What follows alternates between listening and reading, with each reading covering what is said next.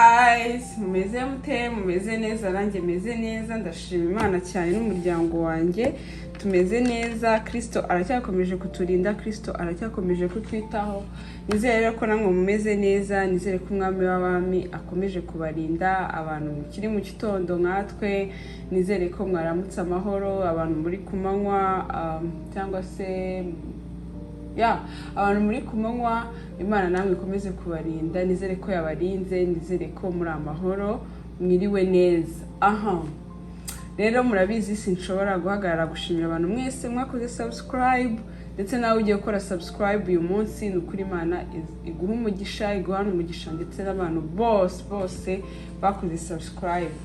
Rero nkuko mubibona tugiye gutekana ino porridge.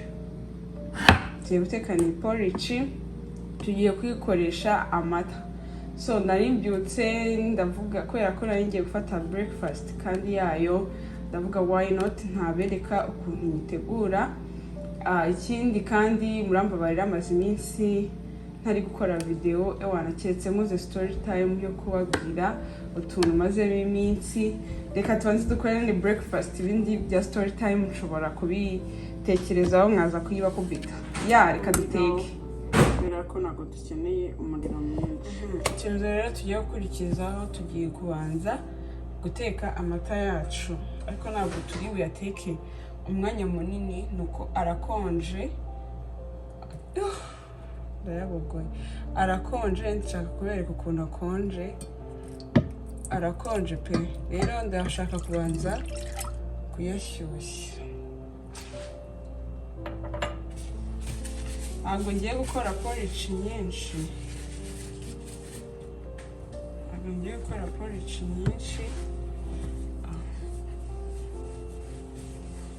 Ariko ndashaka kongera andi mata.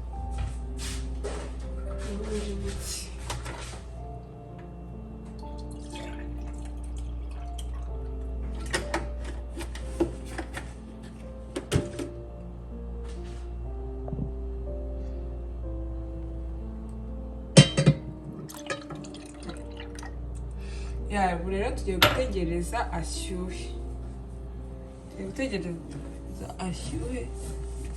Amata amenetse ishyiga kugira ngo izongere kuba izima. Tugiye gupfundikira noneho abanze ashyuhe. Namara gushyuha, kwa kundi nyine ubona ko yavuyemo ubukonje, noneho tuze dukurikizeho iyindi gahunda. Kadupfundikire. Noneho kadupfundure. Murabona ko ya mata yacu yamaze kugira kubiraho. Bibutsa ko umuntu aba yakoresheje umuriro utari mwinshi, umuriro mukeya. So tugiye gushyiramo rero nk'ibiyiko 3, ko ntabwo nshaka nyinshi, niyanjye gusa.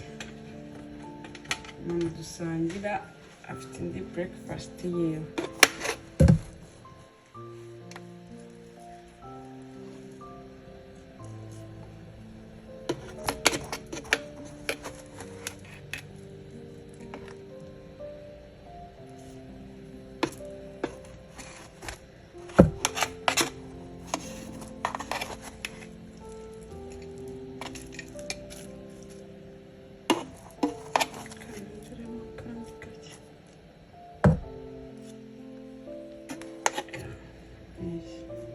Rero narikuye muri African market, ntabwo ari kimwe n'izindi zina, zarananiye izindi.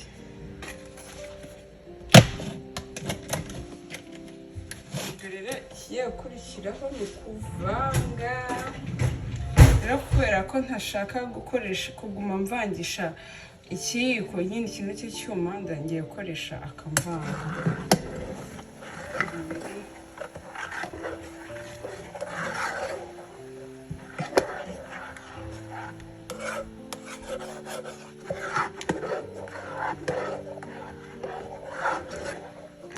Arakomeza rero akavanga, noneho warangiza ukaza kureka ikabira. So ku bantu rero mukunda isukari ushobora gushyiramo isukari kugira ngo bishyane, ariko nanjye ngiye kugashyiramo.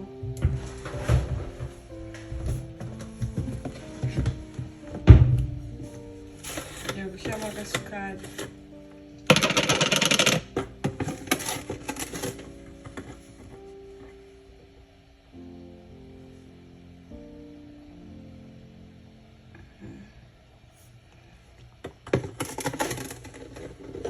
Kubera ko maze iminsi nari gufata ibintu birimo isukari, nshyizemo ibiyiko 2.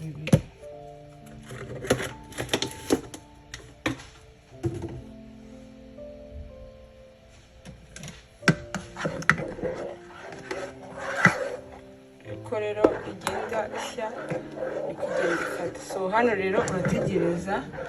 Impamvu umuntu aba yabanje impamvu mba nabanjije gushyiramo amata ngo abanze ashyuhe, mba ngira ngo nyine bishyane. Amata agashyuha naho ngashyiramo porridge, noneho kwa kundi amata agenda abira noneho na porridge niho bigashyana. Hari igihe ushobora wowe guhitamo gukoresha amazi ukaza gushyiramo amata makeya. Nge rero kubera ko nkunda amata niyo mpamvu mba nakoresheje amata gusa. Ikindi kintu ushobora gukora, ushobora gufata amata yo akabanza agashya cyane, nyine nk'uko inshyushyu ishya, noneho warangiza ugashyiramo porridge yawe. Ubwo rero icyo gihe ugiteka iminota 2 gusa, 2 yonyine ibihiye. Rero ahangaha njye nabanje gushyushya amata avamo nyine ubukonje, and then nshyiramo porridge yanjye. Reka noneho dupfundikire ibire. Noneho kugenda ibira ni kugenda yegerana. Urabona ko irimo kubira.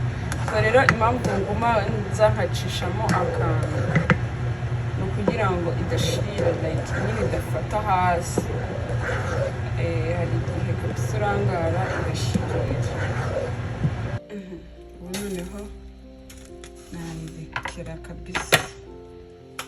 Urabona ko yabize.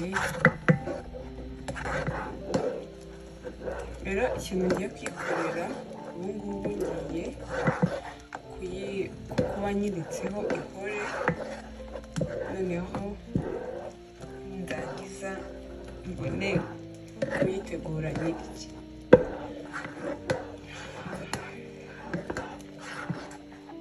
Aconja atari ari bubone ihoze ngo nyirite, simbiri bubone ihoze. So ngiye gutegereza rero ihore, nimara guhora noneho nyitegure iporeze. Kanze kugira ngo ihore vuba ntabwo ndi buyipfundikire. So rero you guys, murabona porridge yacu namaze kuyitunganya, imeze neza. Nge rero nyikunda iyo ndi kuyirisha imbuto. Murabona hano hariho mango, hariho umwembe, hariho umuneke, hariho na strawberry. Ubu rero igihe kirageze cyo kurya. So ntimwite ku mwembe, uyu mwembe kugira ngo nyine ushye neza, ntabwo nirirwa mushyira muri firigo. So murabona rero ubu ngubu nibwo ndyohera ngewe. So rero ubu ngubu ngiye kubirya. Ni ibiryo. Iyi porridge ushobora kuyifata mu gitondo nka breakfast, ushobora no kuyifata ku mugoroba, nijoro ku bantu mudakunda kurya. Ushobora kuyifata, mva ni nziza, iri healthy. Nyine ni nziza cyane ku bantu mudashaka kubyibuha. Mbese noneho wayihana n'umwana, ku muntu waba wayitetse ntashyiremo agasukari, yahita ashyiraho ubuki hano hejuru kuri izi mbuto. Mva yaryoshye. Ngiye rero nanone nkayikunda yoroshye gutya. Murabona ko yoroshye, ariko ikintu kibaye cyatumye ntegereza ngo ihore ni ukugira ngo ntaza gushyiraho umwembe umuneke ukahita uhinduka. So murabibona rero, murabibona ukuntu bimeze neza. Murabibona, ngiye kubumvira rero, nako ngiye kubyereka umujyi.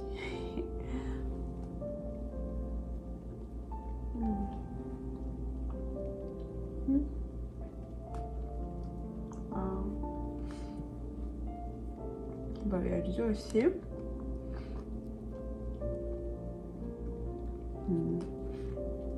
Nk'abantu mugira apeti nkeya nkanjye hano, umva ibi ni ibiryo byanyu, uburiyemo intungamubiri nyinshi nyinshi nyinshi nyinshi.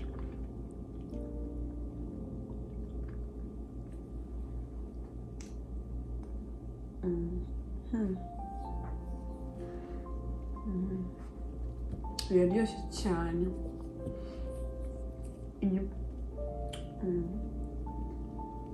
Iyi porridge rero ngewe nahisemo kugura iyo muri African market kubera yuko niyo nkunda, niyo namenyereye. Mba ayandi ma porridge yose yinaha yarananiye.